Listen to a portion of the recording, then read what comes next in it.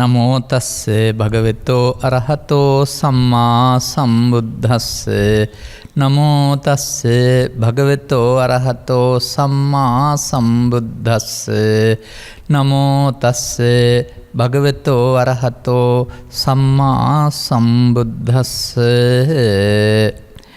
යාවදේව අනත්ථාය ඤත්තං බාලස්ස ජායති හන්ති බාලස්ස සුක්ඛස්සං මුද්ධමස්ස විපාතයන්ති. ඕස්ට්‍රේලියාවෙහි සිඩ්නි වල පදිංචිව සිටිමින් සුඛී සහෝදරයාණන් වෙනුවෙන් උපන්දින සුවපැත්මක් එක් කිරීම සඳහා ධර්ම දානයක නිරත වෙන අනුග්‍රහක බෞතුන් ඇතුළු ධර්ම ශ්‍රවණාබිලාසී හිතවතුනි, ධර්ම ශ්‍රවණය යන්න තම තමන්ට දැනෙන පරිදි, තම තමන් තේරුම් ගත් පරිදි, තම තමන් හිතන පරිදි අරුත් ගන්වා ගත්ත දෙයක්. ඔය මේ පිටකත්‍රය තුළ පවතිනවා ධම්මකතික කියලා සූත්‍ර 6ක් විතර. ඒකේ පෙන්නනවා ධම්මකතික ඒ ලාමක මධ්‍යම දියුණු නොනැති පුද්ගලයින්ට ඒ අය දේශකයන් වහන්සේලා ධම්මකතික වෙනවායි කියලා. නමුත් කෙලවරටම ගියාම පෙන්නලා තියෙනවා සැබෑ ධම්මකතිකත්වය කුමක්ද කියලා.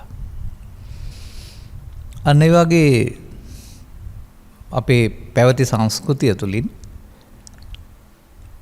බුදුන් වහන්සේ පිළිබඳ අහන එක, ඉතිහාසය පිළිබඳ අහන එක, පටාචාරාකිසා ගෝතමී ගැන අහන එක, අංගුලිමාලය දමන කරපු හැටි, රංගපාන හැටි බලන එක ආදී කොට ඇති මේ විදිහට විවිධ දේශනාවන් අපි හුරු කරගත්තා.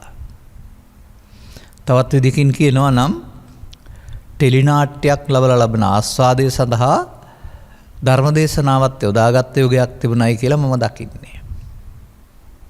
ඒ කියන්නේ ටෙලිනාට්‍යයෙන් ලබන ආස්වාදයට අපි කියනවා කාම ආස්වාදය කියලා. ඒක වරදක් එහෙම නෙමෙයි. නමුත් ඒක නැවත නැවත බලන්න ආසක්ත වුණාම අපි ඒකට කියනවා සාමාන්‍යයෙන් සරල වින්දනය කියලා.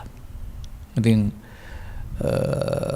ආලෝකයක්සේ හරි අඟුලිමාල හරි දමනයන හැටි රංගපාලා පෙන්නපුවම බලන් ඉඳලා සතුටු වෙනවා කියන එකේ තේරුමත් ඒ වගේ වේදිත සෝයක් කියන එක. ධම්මපීති සුඛං සේති කියලා කතා කරන්නේ ධර්මයෙන් ලබන සතුට කියලා. ඔය කතන්දරයක් අහලා ලබන සතුට නෙවෙයි. ඊට වඩා ගැඹුරු කරුණක්.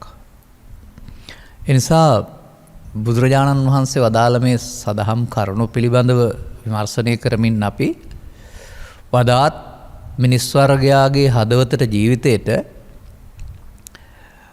ධම්මි සරණ නැත්නම් බුදුවරු ලෝට හෙළි කර වදාලා වූ උත්තරීතර සුවය සමීප කර දෙන්නේ කොහොමද කියලා කරුණු පැහැදිලි කරමින් ඉන්නවා.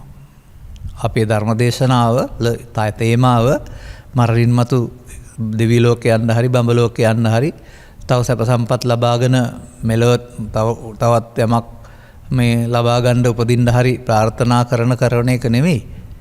ඒවා ප්‍රාර්ථනා කළත් නැතත් විපාක වාරණේ සංසාරේ පව් කරපු මිනිස්සු මට ප්‍රාර්ථනා කරන්නේ නැහනේ මට මේකට විපාක ලැබෙන්නේ කියලා. විපාකයේ කර්මය හා සම්බන්ධ හේතුඵල න්‍යායක් නේ. ඒ නිසා ඒක යහපත් පැත්තට යමක් කිරීම වුණාම ප්‍රාර්ථනා කරන්න ඕන නැහැ. නමුත් මේ සංසාරයේ ඇවිදින සත්‍යයට බුද්ධෝත්පාදයක මිනිසත් බව ලැබීම සහ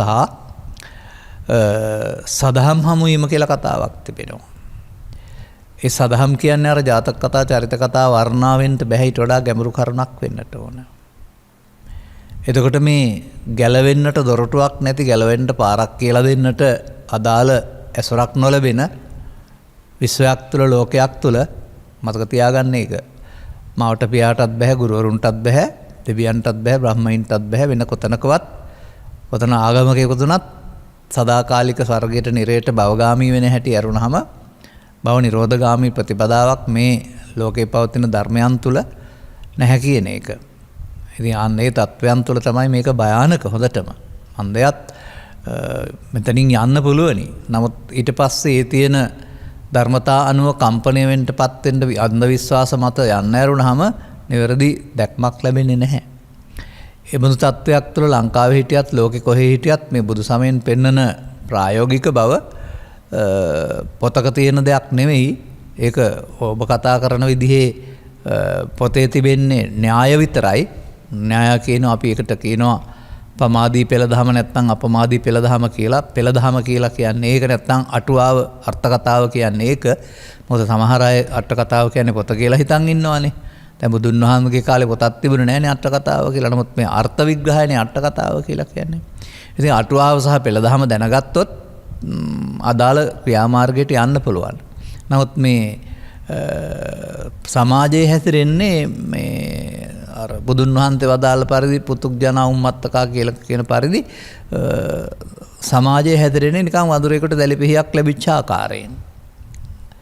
දැලිපිහිය කියන එක සියුම් කැපමක් තියෙන එකක්. ඕක භාවිතා කරන්නට වඳුරන්ට තේරෙන්නේ නැහැ. කඩගැත්ත කියලා කතා කරනවා.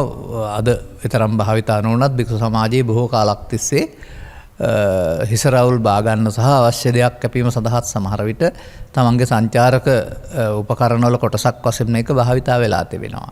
උන්වහන්සේලා කිසි විටකත් හිසරවුල් බාන්න ගිහින් කන කපා ගත්තේ මූණ කපා ගත්තේ නැහනේ. බැරි වෙලා පොඩි තත්මය වුණොත් ඇරුණාම ඒක භාවිතා කරන්න දන්නවා. මා දකින්නේ මේ මිනිස් වර්ගයාට බුදුරජාණන් වහන්සේ උත්සාහ කරනු ලබන්නේ දැලිපිහිය භාවිතය උගන්වනවා වගේ ජීවත් වෙනකොට මේ තමා සහ අනුන් කපන්න ලැබෙනා උපකරණ ඒක දැලිපිහියක් නෙවෙයි. නමුත් ඒ උපකරණය නිරවුල්ව භාවිතා කරන්න ඉගැන්වීමක් කරන්න ජීවත් වෙන මිනිසාට කියලා. ඔය එක ගාථාවක තියෙනවා මේ පුරිසස්සහි ජාතස්ස කුටහරි ජායතේ මුකේ කියලා. ඒ කියන්නේ බාල පුද්ගලයා උපදිනකොටම කටේ කෙටේරියක් තියාන උපදිනවලු. කටේ කෙටේරිය කියන්නේ පොරවක් නෙවෙයිනේ වචන. එතකොට වචන අනිත් අයට පහර ගහන්න යොදාගත්තාම යාය චින්දති අත්තානං යාය ඒකෙන් චින්දති විනාශ කරගන්නවා කවුද? තමන්. මොකක් කරලාද? බාලෝ බාල පුද්ගලයා දුර්භාෂිතං බණේ. ලෝභ දේශ මොහ සහිත දුර්භාෂිත පාවිච්චි කරලා. ඒ කියන්නේ බොරු පරස හිස් කේලාම් නරක වචන පාවිච්චි කරපුවාම ඒක අනුන්ට යොදාගත්තට කෙටේරියක් විදිහට. නමුත් තමන් ඒකෙන් කැපෙනවා කියලා පෙන්නන්නේ. අන්න එතකොට මේ වෘතග්ජන පුද්ගලයාට වචන කියන කාරණේ බොරු පරස කේලාම් සඳහා භාවිතා කරනවා කියන එකේ තේරුම ඒකෙන් තමන් කැපෙන බව දන්නේ නැහැ. එහෙනම් ඒකෙන් කියන්නේත් කුමක්ද? ඔහු දැලිපිහිය පාවිච්චි කරන්න දන්නේ නැති වඳුරෙක්. ඒ නිසා මා දකිනවා මේ බුදු සමය තුළ ඉගැන්වීම් මිනිසුන්ට ජීවත් වීම සඳහා නුවණට වඩා සුපිරි නුවණක් දෙන එකක්. ඒක තම යහපත සඳහා සහ පරලොව අන් අය යහපත සඳහා මෙලොව යහපත සඳහා සහ පරලොව දෙවියන් අතර බඹලෝ යනවට වඩා එහාට මම දකින පරලොව යහපත කියන්නේ පරලොව ජය ගැනීම, පරලොව නොයන්න සඳහා පාවිච්චි කරන්න පුළුවන් දෙයක්. හොඳට නරකට දෙකට කටම කිව්වා වගේ මේ හැකියාවමයි මිනිසා දුකටපත් කරන්නේ. මේ හැකියාවමයි මිනිසාට දුකින් මිදෙන මඟ පැහැදිලි කරලා දෙන්නේ. ඉතින් මේ පිළිබඳව කතා කරන්නට අපි ධම්මපදයේ බාලවග්ගයෙන් තෝරාගත්ත ගාථාවක් මේක කියන කාරණේ මතක තබා ගන්න. මේ මම ඉස්සර කිව්වා වූ ගාථාව නැවත මතක් කරන්න ඕන නැහැ. ඒක පැහැදිලි කරලා තියෙන කාරණේ මොකද්ද බලා ගන්නකො. එතකොට තිබෙනවා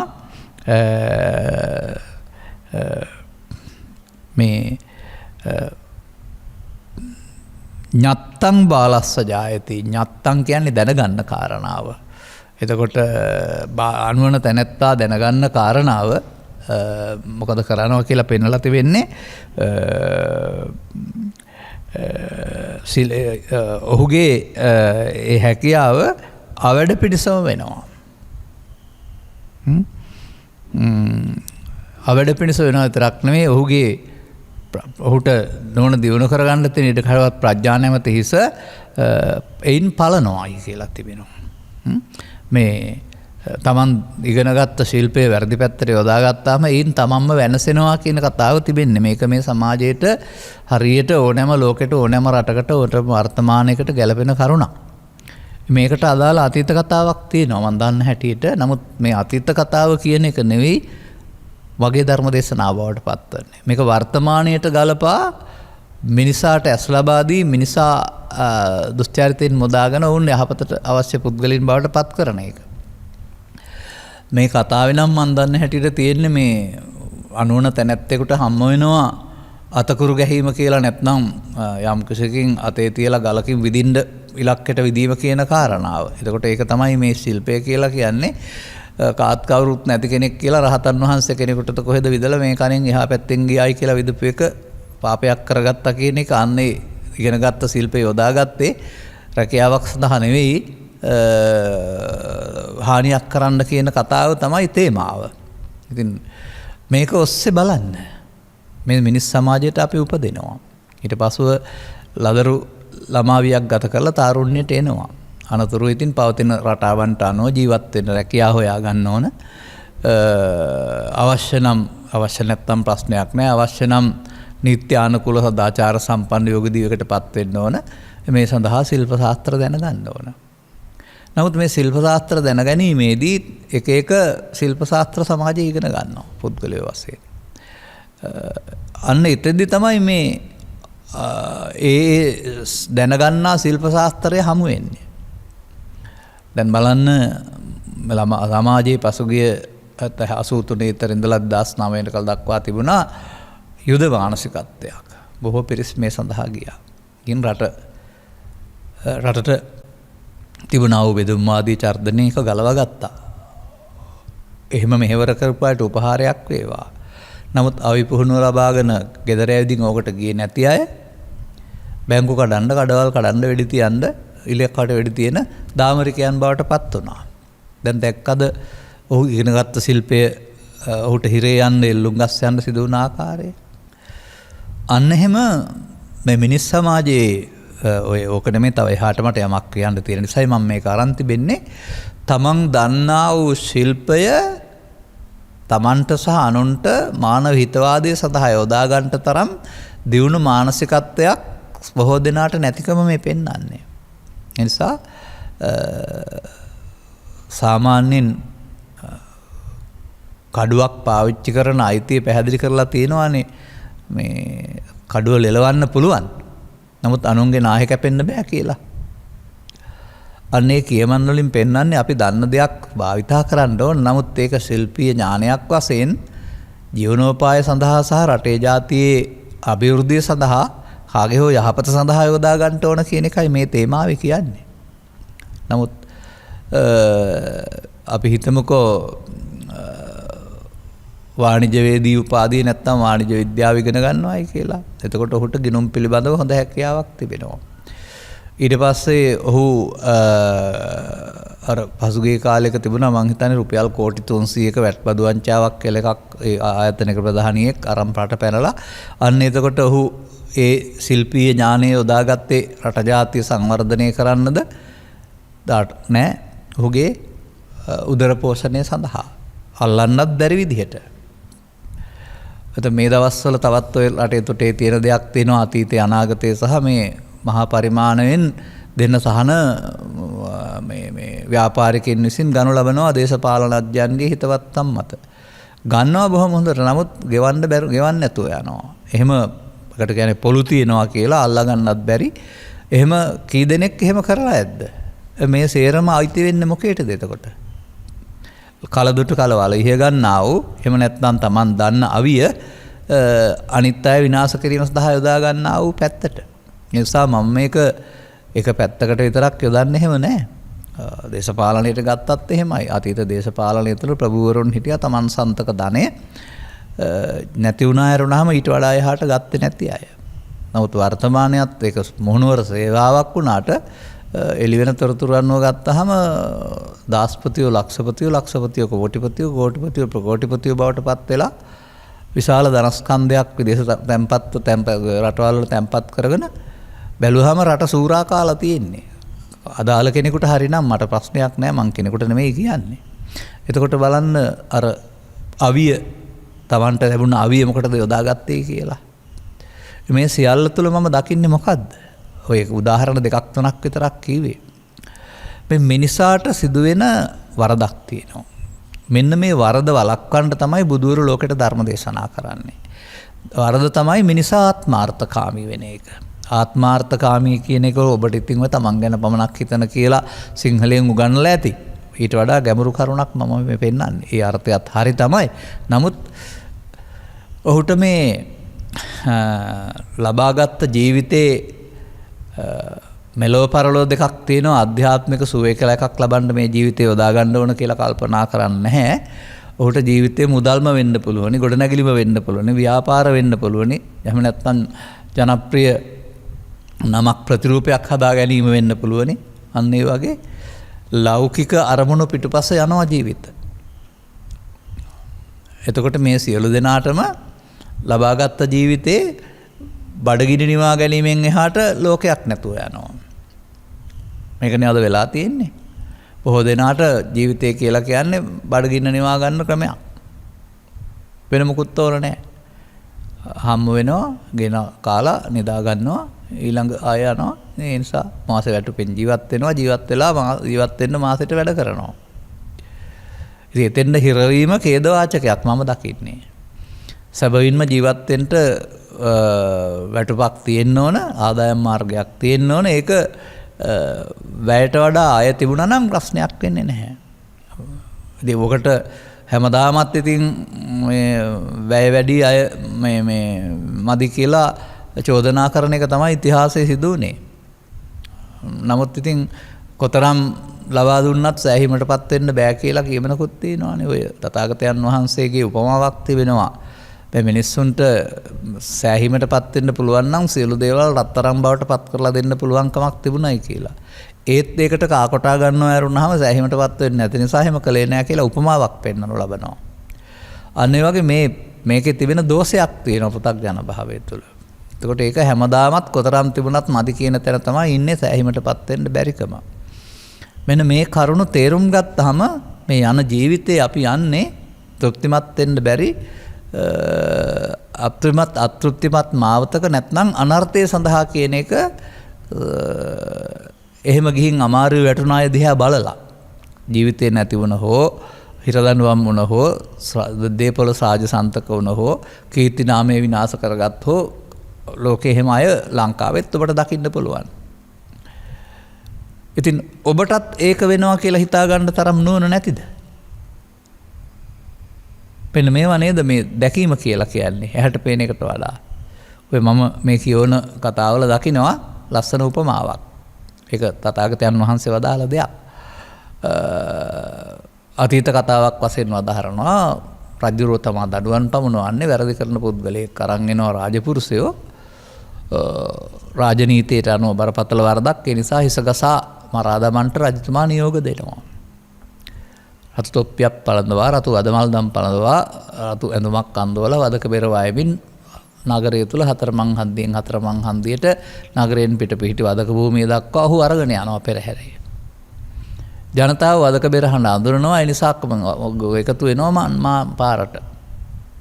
එකතු වෙලා වදකයා මේ මරණයට ගෙන යන පුද්ගලයාගෙන් අහන්නේ නැහැ. ඔහුට ජීවිතය අහිමි වෙන්න කරගත්ත වරද මොකද්ද කියලා අහපුවාම රාජපුරුෂයෝ වරද විස්තර කරනවා.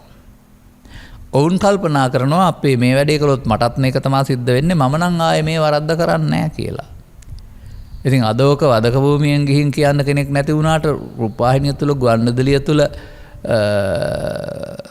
මත්පැන් බී වාහන පැදවීම තුලින් රියදුරු බලපත්‍ර නැතුව වාහන පැදවීම තුලින් නොඑක් ආකාරයෙන් මේ වැරදි පාරේ යාම තුළ සිදු වුණ හානිය ඔබ දකිනවා නේද?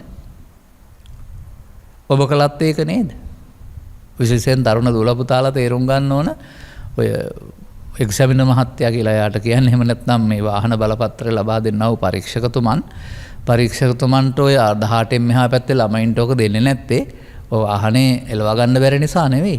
ළමයාගේ මනස කුඩා වැඩි ගැටුමකදී තීරණයක් ගන්න වෙලාවක් නැහැ. හෙමින් යන්න පුළුවන්. නමුත් තුලන් වේගය යනකොට වේගය දැනෙන්නෙත් නැහැ. තත්පරයක් දෙකකට වඩා නැහැ හදිසි අන්තරක් බේර ගන්න. කලබල වුණ ගමන් ඔබට තේරෙන භාෂාවෙන් කියනවා නම් බ්‍රේක් එක වෙනකොට ඇක්සලරේටර් කකුල තියයි. ඒ නිසා තාරුණ්‍යයේ හැදෙන වැඩෙන දුවලා පුතාලා කල්පනා කරන්න මටත් වාහන එලවන්න පුළුවන් කියලා උඩඟු වෙන්න කාරණයක් කරන්න එපා. තැන්පත් මනසකින් කරන්න පුළුවන් වෙනතුරු එහෙම නැත්නම් සුදුසුකම් ලැබෙනතුරු ඉන්න. දකින්න සමාජය තුළ සිදුවෙන්නා වූ විනාශයන් හානියන්. මම පොදු කාරණා ටිකක් මතක් කළේ හැම තැනක් තුළම. ඉතින් මෙන්න මේ විදිහට මේක ඇතුළතට මම මේ ප්‍රවිෂ්ඨ වෙන්නයි සූදානම් වෙන්නේ බාහිරින් පෙන්නලා. කොයි පැත්තෙන් ගත්තත් ආයුධය පාවිච්චි කරන්න දන්නේ නැත්නම් අනර්ථයක්.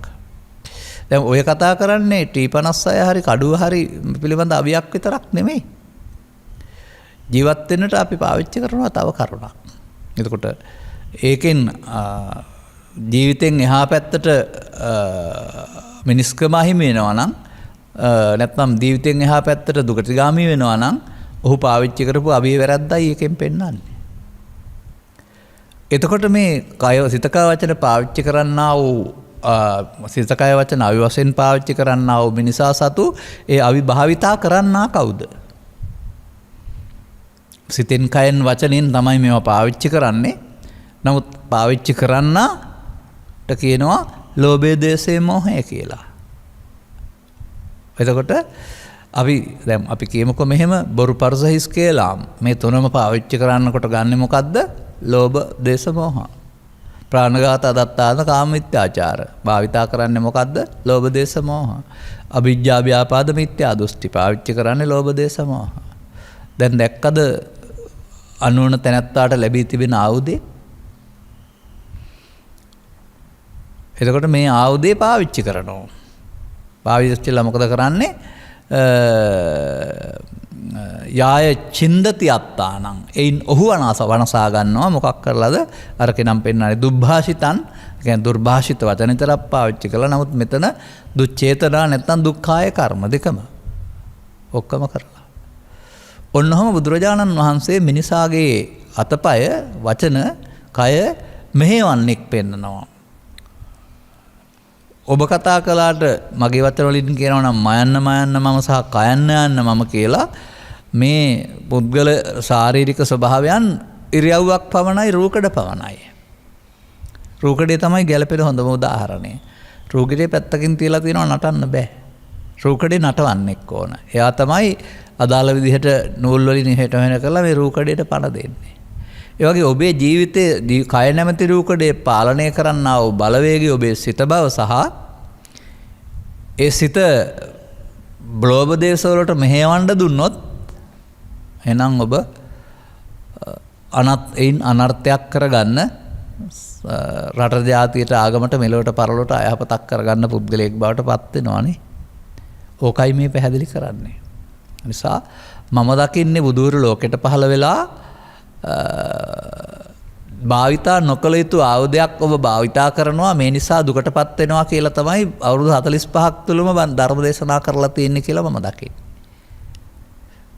උන්වහන්සේ හොඳ නුවණින් දකිනවා මේ භාවිතා කරන අවිය භාවිතෙන් තමයි මිනිසා මේ අසහනයට පීඩාවටපත් වෙන්නේ කියලා.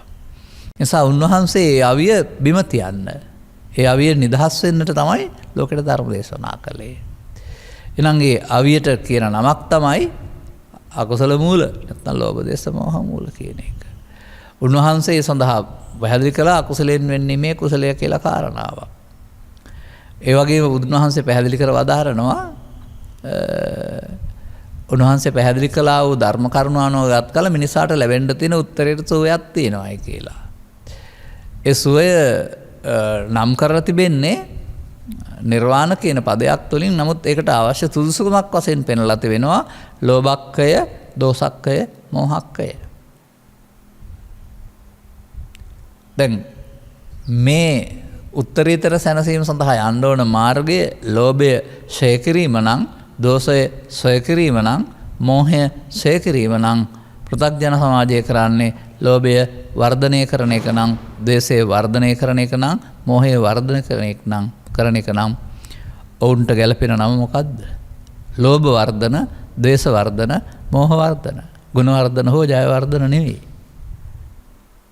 මතකද අපේ ඉතිහාසය තුළ නැත්නම් සියවසකට පමණ පෙර තැබූ නම්වල මේ බුදුන් වහන්සේ වදාළ බුද්ධ පදයට අදාළ ධර්ම කරුණු මුල් කොටගෙන ලස්සන අරුත් දාලා තිබුණා. වර්තමානයේ නම් ඉතින් මගේ දිවටත් මහ ප්‍රශ්නයක් අලුත් නම් කියවන එක ඔය මාධ්‍යවල ධර්ම දේශනා කරන්න ගියාම සංගීතයන්ගේ නම් කියවෙනවා. නමුත් ඉතින් ඒවා හරි අමාරුවෙන් තමයි කියන්න වෙලා තිබෙන්නේ. ඉතින් නූතන යුගයේ හැටි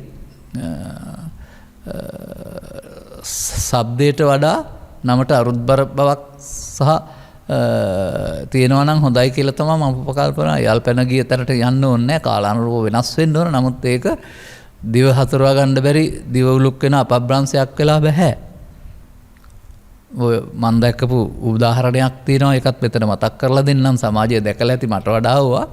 මම පසුගිය වසරක හෝ ඊට ඉස්සර වසරක Facebook එකේ දාලා තිබුණා මේ දැන්වීමක්. දැන් ඉල්ලුම් පත්‍රයක්. මේ විදුහල්පතිතුමාගෙන් නිවාඩු ඉල්ලා සිටිනවා දවස් ගණනක් සතියක්ද කොහෙද.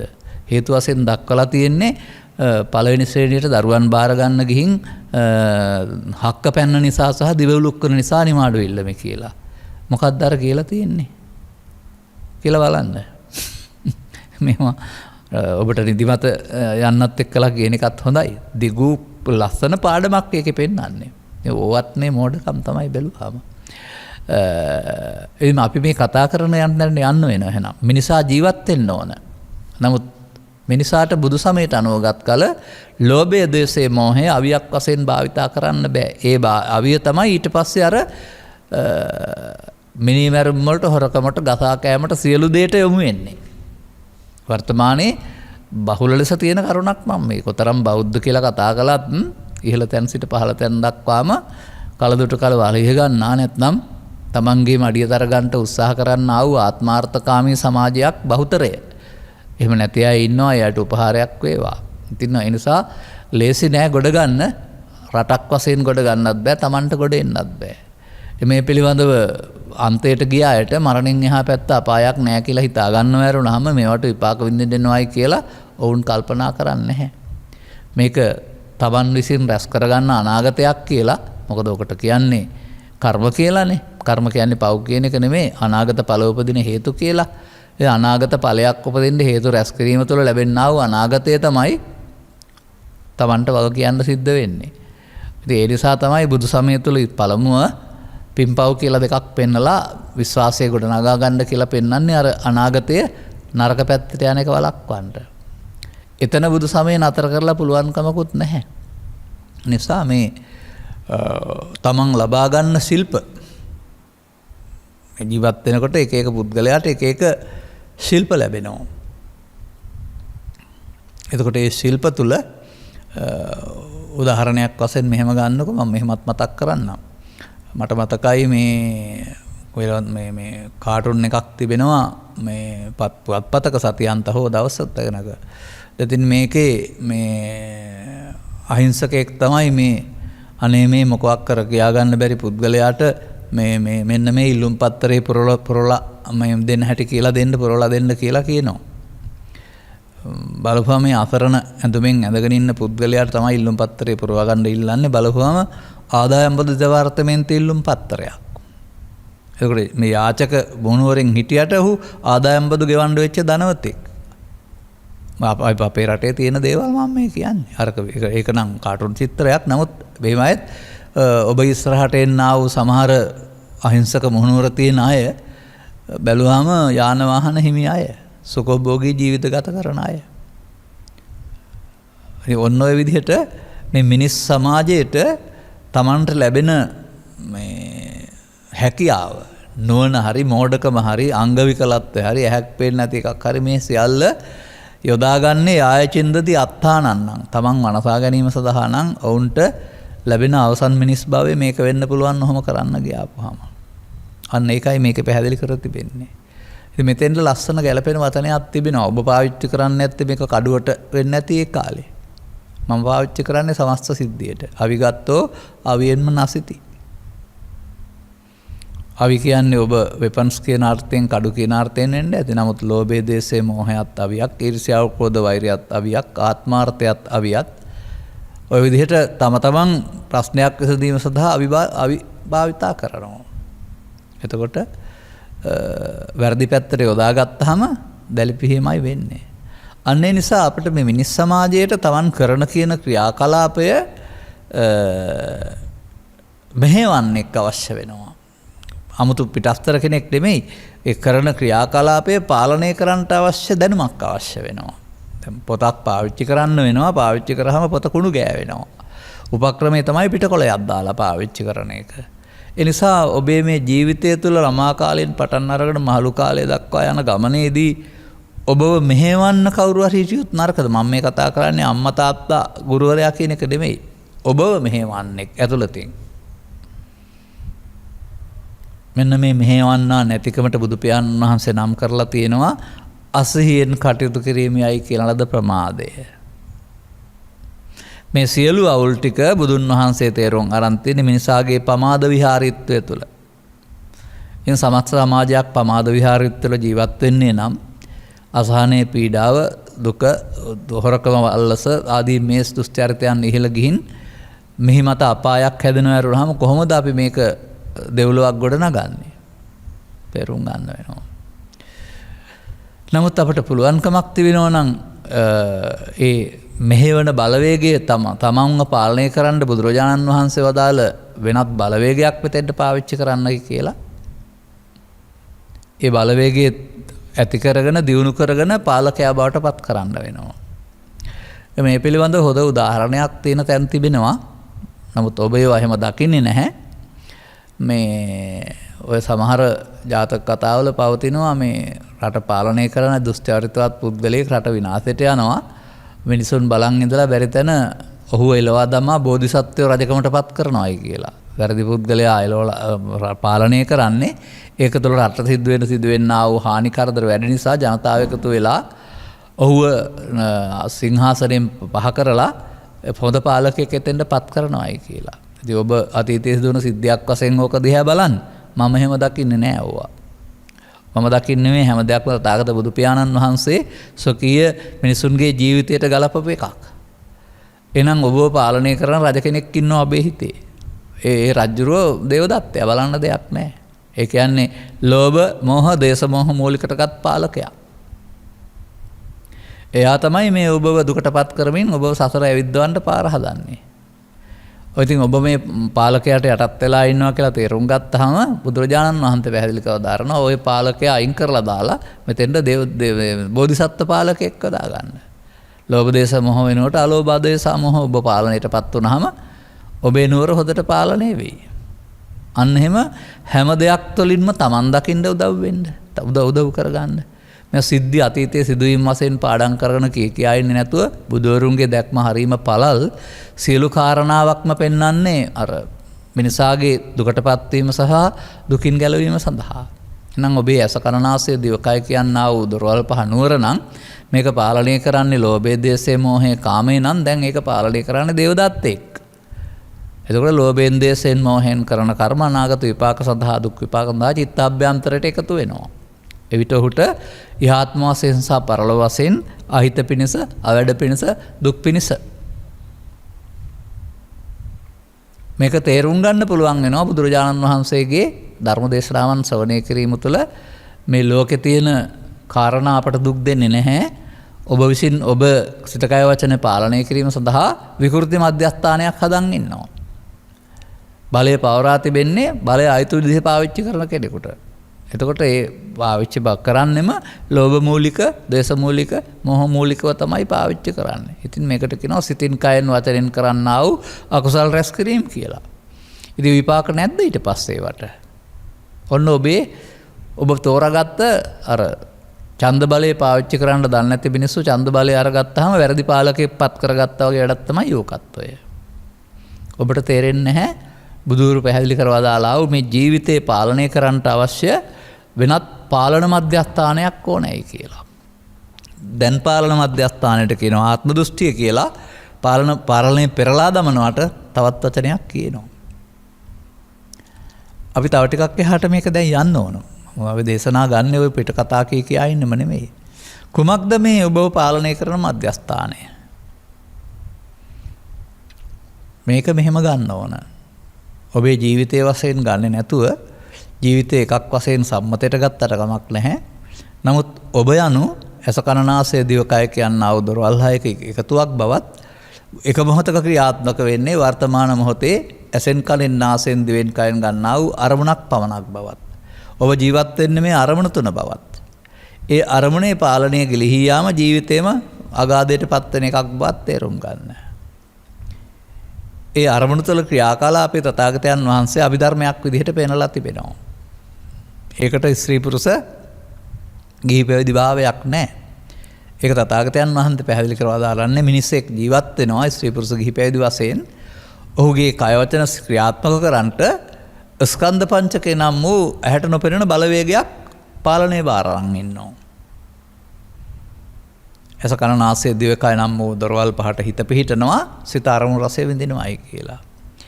ඒ සිතට එන දෙයට ඇස මුල් කරගත්ත රූපය වේදනා සංඥා සංකාර විඥාන පහ, කන මුල් කරගත් ශබ්දය වේදනා සංඥා සංකාර විඥාන පහ, මෙසේ දොරවල් හයෙන් ස්කන්ධ පහෙන් පහට ඉපදී මැරෙන ස්කන්ධ පංචකයක් ඔබ මෙහෙවන ඔබේ කය වචන මෙහෙවන බලවේගයක් බවට පත් වෙලායි තියෙනවායි කියලා තථාගතයන් වහන්සේ පැහැදිලි කරලා දහරනවා. එතන පාලකයා දේවදත්තයා බවට පත් වෙනවා කියලා කියන්නේ ඇයි?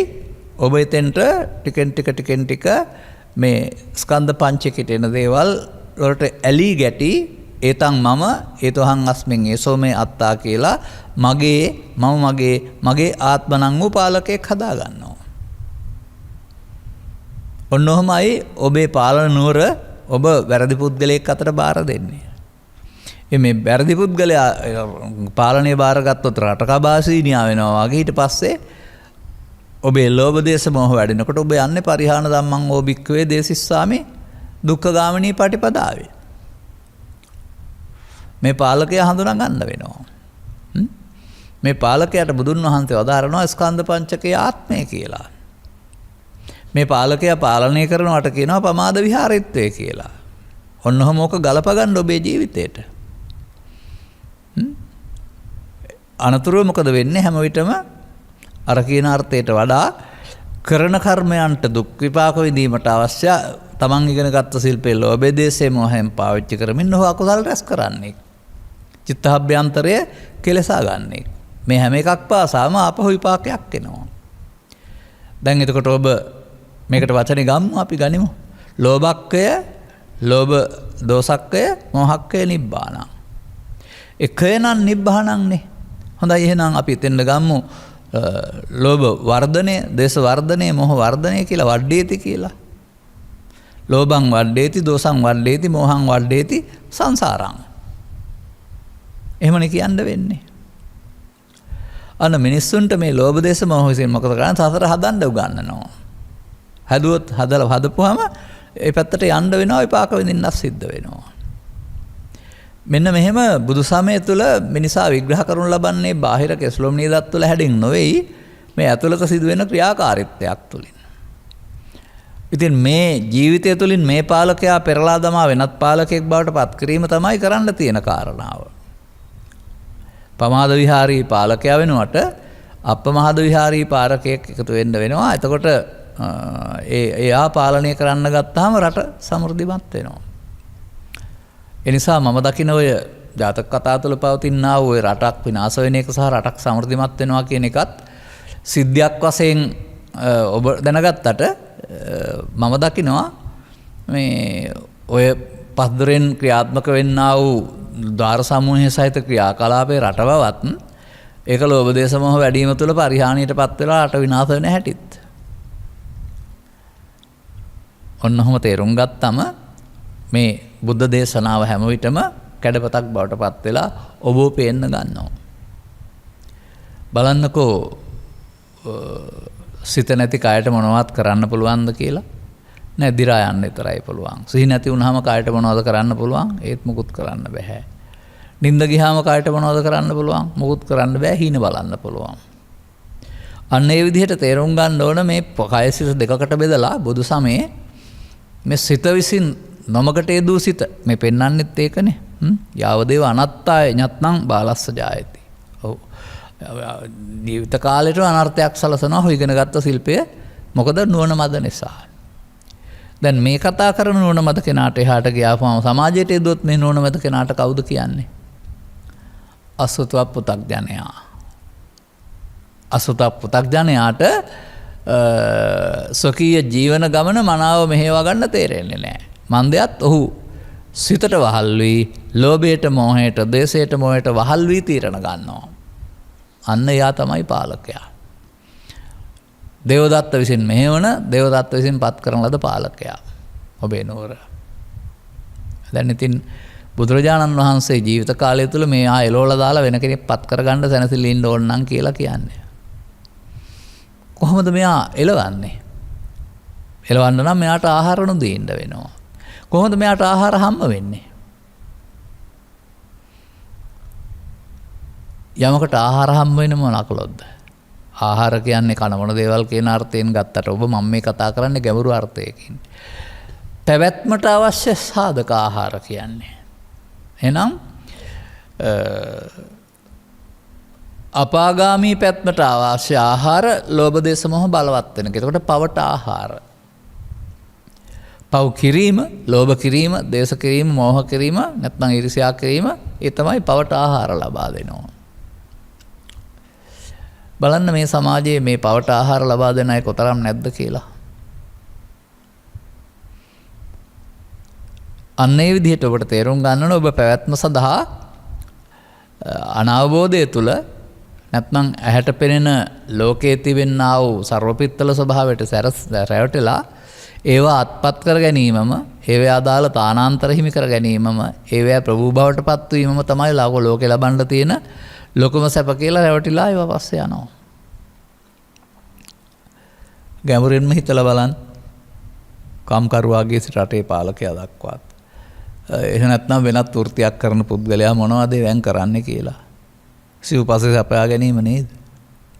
කැම්බීම්, හැඳුම් පැළඳුම්, බේත් හේත්, නිවාස. ඕක ලබා ගන්න නේද මේ සේරම තියෙන්නේ. තථාගතයන් වහන්සේ ඒක ලබා ගන්න එපා කියලා වදාරන්නේ නැහැ. ලබා ගන්න ගිහින් ඔබේ සිතේ මෙන්න මේ වැරදි පාලකෙක් ස්ථානගත වී වැඩෙන එක සුදුසු නෑ කියලා පෙන්නනවා. එතකොට ඔහු විසින් ඔබේ කය වචනත් අවියක් බවට පත් කරගන්නවා. දැන් සාමාන්‍යයෙන් hina වෙලා ඉන්න කෙනෙකුගේ මූණ ස්වභාවය, කතාවේ ස්වභාවය බලන්නකෝ. චිත්තාකර්ෂණීයයි, ප්‍රියංකරයි. ඔහුටම කේන්තියාවම ඔහුගේ වචන මොකද වෙන්නේ? වචන පරුස වචන වෙනවා. මූණ රතු වෙලා යනවා. ඇස් දෙක රතු වෙලා යනවා. ඊට පස්සේ අහුවෙන ඕන අවියක් අන් අය විනාශය සඳහා යොදනවා. කවුද මේ වැඩේ කළේ? ඔබේ අතපයද මීට මුල්ුනේ ඔබේ දේශයද? දැන් පේනවාද ඔබට ලැබෙන ශිල්පය ඔබ අනර්ථයක් වශයෙන් භාවිතා කරනවායි කියලා? මෙන්න මේ විදිහට වර්තමාන මොහොත තමන් කරන ක්‍රියාකලාපයන්ට තමන් විසින් භාවිතා කළගත්තා වූ ලෝභය, මෝහය, දේශය, මෝහය මතු කරගෙන එය මෙහෙවන්නා බවට පත් කරගත්තාම ඔබ යහපත් පැත්තට මෙහෙවන්නේ නැහැ. ලෝභ, දේශ, මෝහ වර්ධනයේ පැත්තට තමයි ඔබට යන්න සිද්ධ වෙන්නේ. විපාක වාරය ලෞකිකයි සහ දුක් විපාකයි. එනිසා මේ මොහොත ඔබ මෙහෙවන මේ බලවේගය වර්තමානය නොවේ හැබැයි. මේ අතීතය. ඒක ලෝභ මුහුණුවරින් ආවත්, මෝහ මුහුණුවරින් ආවත්, ද්වේෂ මුහුණුවරින් ආවත්, මෝහ මුහුණුවරින් ආවත් ළමා කාලයේ පටන් වැඩි දියුණු කරගත්ත, කලක් තිස්සේ බලවත් කරගත්තා වූ මූලයක්. බොහෝ කල් භාවිතා කිරීම තුළින් වර්තමාන මොහොතට එන්නා වූ අතීතයක්.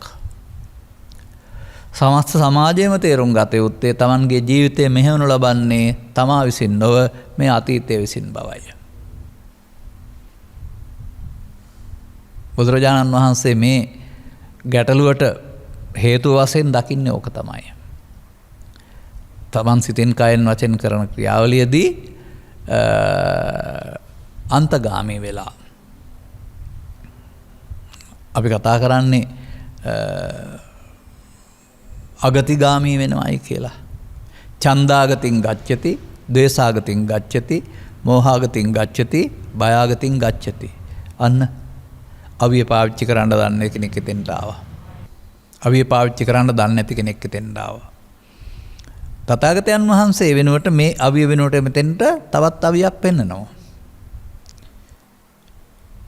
චන්දාගතින් නගච්ඡති, ද්වේෂාගතින් නගච්ඡති, භයාගතින් නගච්ඡති, දෝසාගතින් මෝහාගතින් නගච්ඡති. අගතියට නොයාම. දැන් තේරෙනවද මිනිසුන් ජීවත් වෙන්න ඕන ආකාරය? මේ ඔබේ සිතට එන්නා වූ මේ අතීතයේ පෝෂණය කළා වූ මේ පාලකයා මෙතනට බලයට බලටපත් කරන්නේ නැතුව බැහැර කරන්නේ කොහොමද? හොයාගන්න ඕන කාරණාව. ඔන්න ඒ සඳහා බුදුරජාණන් වහන්සේට පස්සේ ඕක කොහොම පැහැදිලි කරලා ඔබේ අමාරු වැටෙන ආකාරය පිළිබඳව මේකට දේශනා කරපු සරල මාර්ගයක් තිබෙනවා. ඒක අපි නම් පැහැදිලි කරන්නේ පංචස්කන්ධයේ පංච උපාදානස්කන්ධයේ අනිදුක්ඛානාත වශයෙන් බැලීම කියලා. එතකොට පංචස්කන්ධයේ නිත්සුකාත්ම වශයෙන් ගැනීමෙන් පංච උපාදානස්කන්ධයටපත් වී වැරදි පාලකයෙක් එතෙන්ට ස්ථානගත වෙනවා. එයා විසින් ඔබ මෙහෙයීමේදී ඔබ විශාල අවුලකටපත් වෙනවා. ඒ අවුලේ ප්‍රතිඵලය දුක් විපාක හම්බ වෙන එක. කවදානම් මේ මිනිස් සමාජය මේක තේරුම් ගනීවිද? ලබාගත් ජීවිතයේ සැනසෙලියාත ජීවිතයක් ගත කරන්නට මේ පාලන රටාව තුළ බැරි බව, දේශපාලන රටාව තුළ නෙමෙයි මේ ඔබ විසින් කරන ලද පාලන රටාව තුළ බැරි බව තේරුම් ගනීවිද? එහෙනම් ඒක තමයි තේරෙන භාෂාවෙන් කියන්නේ ඔබ පාලනය කරන්නේ කෙලෙස්. කෙලෙස් තියෙන්නේ පාලනය කරන්න හරි ගණන් කරන්න හරි නෙමෙයි නෆන්ද. අන්න බුදුරජාණන් වහන්සේ ඒකට ඔය පාර පෙන්නලා මෙන්න මේ පාරේ මෙහෙම වැඩි දියුණු හැටි පෙන්නලා මෙන්න මේ පාරෙන් මෙයාව අයින් කරන්න පුළුවන් කියලා පෙන්නනවා. එතකොට ඒක Tamanට දුකට වත් කරන හේතු ගෙනත් දෙන පුද්ගලයා Tamanගේ ජීවිතෙන් බැහැර කිරීම. හතුරෙක් ගෙදර ඉන්නවා නම් හතුරා ගෙදරින් බැහැර කිරීමට නීතිය හෝ මොනවා හරි බලයක් හදනවානේ. අන්න ඒ වගේ මේ පුද්ගලයා සිතින් බැහැර කරන්නට බුදුරජාණන් වහන්සේ අත්දැකීමෙන් දැක්ක කරුණක් තිබෙනවා. ලෝභක්ඛේ නිබ්බාණං, දෝසක්ඛේ නිබ්බාණං, මෝහක්ඛේ නිබ්බාණං. ඔබේ සතිය වැඩෙන්න ඕන කුමක් සඳහාද? ලෝභය, දේශය, මෝහය සිතින් සේ කිරීම සඳහා. ආහාර දුන්නොත් වැඩෙනවා, නුදුන්නොත් සේ වෙනවා. කුමක්ද ආහාර දෙනවයි කියලා කියන්නේ? දරුවෙකුට ආහාර දෙන්නකෝ, මල් පැලයකට පොර දාන්නකෝ, වැඩෙනවානේ. අන්න ඒ වගේ ඒ මොහොතේ එන හැම කාරණයක්ම ඔබ ලෝභයෙන්, මෝහයෙන්, ද්වේෂයෙන්, මෝහයෙන් කාවිතා කරනවා නම් ඔබ ඔහුට ආහාර දෙනවා. මෙන්න මෙතන සමාජයේ ජීවත් වෙන්නේ. පුදුම විදිහේ මනෝවිද්‍යාත්මක විග්‍රහයක් මේක තුළ පවතින්නේ. එහෙනම් ඒවට ඉඩ නොදෙනවා නම් ආහාර නොදීම කියන්නේ. දැන් මේක අත වෙනත් වචනකින් පාවිච්චි කරන්නේ කොහොමද අපි? වෙනත් වශයෙන් පාවිච්චි කරන්නේ මේ මොහොතේ එන දේ අස කනනාසය දේවකයන් සහ පහළ වෙන්නා වූ පංචස්කන්ධ ධර්මතාවයක්. ඒකට මඤ්ඤමාන එකතු කරනවා. මමත්වෙන් ගත්තාම මඤ්ඤමානෝකෝ බික්කු බද්දෝ මාරස්සන්න වර්ධින හැටි. ඒ මඤ්ඤමානය දැන් එකක් නෙමෙයි තමන් හදාගත්ත අතීතය. ලෝභය මම, ද්වේෂය මම, ඊර්ෂ්‍යාව මම, ක්‍රෝධය මම ඒවා එන්නේ අතීතයේ ඉඳලා. මෙයා හැම විටම මෙතෙන්ට ඇවිදින් අපිව පාලනය කරන්න පුරුදු වෙලා ඉන්නවා, බලන් ඉන්නවා. අපි අසරණ වෙනවා. මම නම් දකින්නේ බුදුරජාණන් වහන්සේ පහළ වුණ සමාජයේ මිනිසාගේ අසරණ භාවය ඕකයි. ඔහු ලෝභයේ, දේශයේ, මෝහයේ වහලෙක් නැත්තම් මායයට අයිති හමුදා ඔහු පාලනය කරනවා. සැනසීම හෙව්වට හැම විටමත් අසහනේ පීඩාව හමු වෙනවා.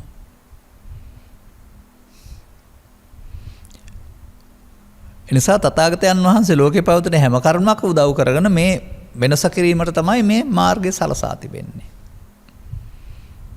එහෙනම් අපි මෙතෙන්ද ගන්න ඕන මොකක්ද? මේ අවුල ඇති කරන්නේ ඔබ නෙවෙයි, ඔබේ කය වචන නෙවෙයි. ඒ කය වචන මෙහෙවන්න සිතට කයට වචනට එන්නා වූ ලෝභ මෝහ දේශ මෝහ. ඒක තමයි මඤ්ඤමානය. මම බවට පත් වී ක්‍රියාත්මක වෙන එක. අවිය. අර කතාව ඔස්සේ අපි වැරදි අවියක් භාවිතා කරන කෙනෙක් බවට මේ පැහැදිලි කරන්නේ මම. සමස්ත සමාජයෙන් පාහේ වැරදි අවියක් භාවිතා කරනවා. අගතින් ගච්ඡති සඳහා භාවිතාව. ඡන්දයෙන් ද්වේෂයෙන් බොහෙන් මාගතියට ගත්තේ. ඔන්න දැන් ඉතින් මේ කාරණේ විස්ග්‍රහ කරන් එනකොට තේරුම් ගන්න පුළුවන්කමක් තියෙනවා අපට මේ වරද විසින් අපිව මෙහෙවන නිසායි මේ අවුල් සියල්ල ඇති වෙන්නේ කියන එක පිළිබඳව තේරුමක් තිබුණේ නැහැ කියලා. දැන් මේ වරද විසින් මෙහෙවන එකට තමයි බුදුරජාණන් වහන්සේ ප්‍රමාදී කියලා වදාළේ කියලා තේරුම් ගන්න. දැන් ප්‍රමාද වෙන තැන අප්‍රමාද වෙන්නේ කොහොමද කියලා හොයාගන්න වෙනවා. එතකොට වචනයක් ගන්න වෙනවා අප්‍රමාදෝ අමත පදං සිහියෙන් කටයුතු කිරීමයි කියලා අප්‍රමාදේ. මෙයාට ඉඩ නොදෙන්න මෙයා පාලකයා බවට පත් නොවෙන්න මෙතෙන්ද භාවිතා කළ හැකි හොඳම ආවිය තමයි සති සිහිය.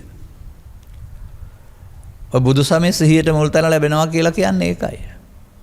කොහොම ඉතින් අපට ඔය සිහියට එන්න බැරි වුණානේ. අපි සිහිය කියලා අර බමුණන් හදපු එකක් හරි වෙන කවුරු හරි හදපු එකක් අරගෙන ඉරියව් මාරු කරන එක දිහා බලන් ඉන්න හදනවා සිහිය. කවදා හරි තේරුම් ගන්න.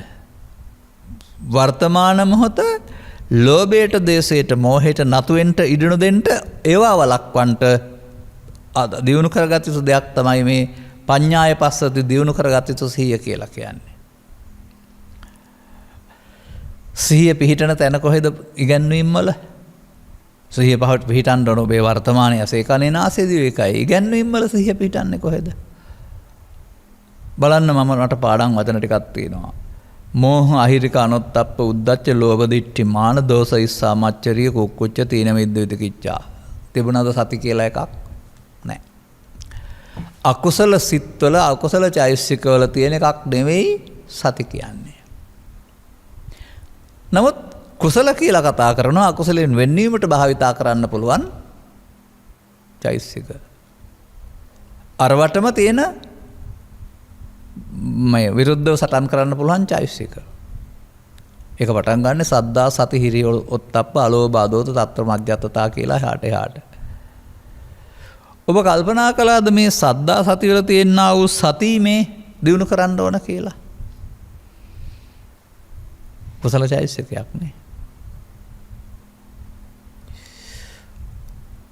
සාමාන්‍යයෙන් මම මෙහෙම කියන්නම්. රාජ දණ්ඩනයකට ලක්ව ජීවිතාන්තය දක්වා සිර දඬුවම් කරන ලද නැත්නම් කණවැන්දුම් කරන ලද කාන්තාවක් ප්‍රයෝගකාරී ලෙස ඉන්න ස්ථානයෙන් බැහැර වී නාටිකාංගනාවක් ලෙස රටට ඇවිදින් එතුමා රවටාගෙන එතුමන්ගෙන් දරුවෙක් ලබා ගන්නවා. අනතුරුව මේ දරුවා හොරෙක් බවට පත් රාගපාන හොරෙක් බවට පත් කරලා හොරා අල්ලගෙන එන විදිහට මාලිගයට ගේනවා. මේ ගෙනීමේදී මේ තාත්තයි පුතයි දෙන්න එක වාගේ වෙනස තියෙන රවුලෙන් විතරයි ඇඳුම් මාරු කර ගන්නවා. මාරු කරගෙන මාලිගයට එන්නේ දැන් පුතා. රජුරෝ විදිහට ඉන්නේ. හොරා විදිහට තාත්තා තමයි දැන් ඉන්නේ. පොරොන්දුවේ අන්තිමට මොකද කරන්නේ? මව කිව්වේ මට මාව එහෙම කනවැන්දුම් කළොත් මම ඒ දරුවා ලව්ව පුතෙක් ලබාගෙන පුතා ලව්වා කසෙන් තලවනවායි කියලා.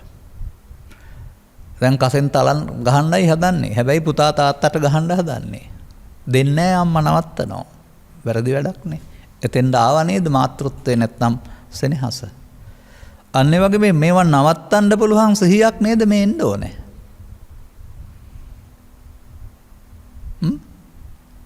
මේ ලෝභය, දේශය, මෝහය රජ කරමින් කය වචන සිත මෙහෙවන්නට ඒක පාලනය කරන්නට අවශ්‍ය සිහියක් නේද මේ එන්න ඕනේ. ඉතින් සිහිය දිනු කරන්න නැතුව පුළුවන් නේද? එකයි සතිය වඩනවා කියලා කතා කරන්නේ. ආරම්භක තැනින් පටන් අරගෙන වර්තමාන මොහොතේ uppannam කාම විතක්කං, uppannam ව්‍යාපාද විතක්කං, uppannam විහිංසා විතක්කං කියලා කියන්නේ පරණ ඔබේ හදාගත්ත මෝඩයා නැත්නම් මෝඩ පාලකයා ආවා. සිහිය නැත්නම් මෙයා පාලනය කරමින් කරන වැඩේට කියනවා අදිවාසේති නප්පජහති නවිනෝදේති නබ්‍යන්ති කරති නානභාවං ගමේති. ඒ නිසා සතර හදනවා නැත්නම් දේවදත්ත පාලනය කරනවා. මෙයාට මෙතෙන්ට නොදී ගන්න සිහියට කියනවා නාදිවාසේති පජහති විනෝදේති බ්‍යන්ති කරති අනභාවං ගමේති පහන සංඥා. මේ ස්කන්ධ පහෙන් පහට අතරක් තියෙන බැවින් මේක එකතු වෙන්න පෙර මෙතෙන්ට ගත්තොත් සිහිය එතකොට මෙයාට ආහාර හම්බ වෙන්නේ නැහැ. එයා කෙට්ටු වෙන්න පටන් ගන්නවා. පටිසෝතගාමී කියන්නේ කය කියන්නේ අන්න එකයි. එයාව අපේ සිතින් ඉවත් කරන්න අපට ඕනකමක් තියෙන්න වෙනවා. මෙයාව ආවොත් අපිට නිවීම වැහෙනවා. මෙයා බලවත් වුණොත් සසරේ ඇවිදින්න සිද්ධ වෙනවා. මෙයා නැති දවසට අපට අපි හොයපු සැනසීම හම්බ වෙනවායි කියලා බුදුහරු එලි කරවදාලා ආව මේ සංසුන් සෝය මේ මොහොතේ තියෙන දෙයක් ලෝභය, ද්වේෂය, මෝහය නැති දවසට. ඒවා තියාන නිවීම ලබන්න බැරි වෙන්නේ. ඒවා ශේය කිරීම සඳහා සතිය භාවිතා කරන්න වර්තමාන මොහොත අසකරනාසය දිවක ආශ්‍රයෙන් භාවිතා කරමින් ජීවිතය නම් ගෙනියන්න ඕන. සත්වරස ධර්මයන් තහනමකුත් නැහැ. මේ ඇතුළතින් යන්නව වෙනත් වැඩක් කරන්න වෙනවා මනුස්ස වර්ගයා. මෙන්න මේක තේරුම් ගන්න තැනට එනකොට මේක සරල දෙයක් විතරක් නෙමෙයි ප්‍රායෝගික දෙයක්. අපි මේ සරල දේ කරන්නේ නැතුව ප්‍රායෝගික වෙන්නේ නැතුව ප්‍රාර්ථනා කර කර හිටිය පමණින් යාඥා කළ පමණින් ඉල්ලපු පමණින් ලැබෙන්නේ නැහැ. මතක තබා ගන්න. ඉතින් අවසන් වශයෙන් මේකත් කියන්නම්. ඔය ආයාජනං හේතුවා පත්තනං හේතුවා කියලා සූත්‍ර දේශනා ගණනාවක තථාගතයන් වහන්සේ වදාහරලා තිබෙනවා. මේ කිකිලියක් සම්බන්ධ කතාවක්. බිත්තර 7-8ක් දාලා මුල්ලකින් තියලා අනිත් මුල්ලට වෙලා ඉඳගෙන අනේ මේ බිත්තර වලින් මට හොඳ ලස්සන පැටවු ටිකක් ලැබේවා කාලෙට හොටෙන් හරි නියපොත්තෙන් කඩලා හරි එළියට ඒවා කියලා ප්‍රාර්ථනා කර කර ඉන්නවලු. උපමාවක්. මහණනි මේක සිදු වෙන්න පුළුවන්ද? නැත ස්වාමීනි ඒක වෙන්නේ නැහැ. මොකද යහපත් පැටවු ලබන්න අවශ්‍ය කටයුත්ත කළේ නැහැ. ඔබ දන්නවනේ දවස් 21ක් උණුසුම සපයන්න ඕනේ කියලා. ඒ නිසා මේ ලෝභක්ක දේශක් සඳහා ප්‍රාර්ථනා කරලා හරියන්නේ නැහැ. සතිය භාවිතා කරලා එයා ඉවත් කරන්න ඕන.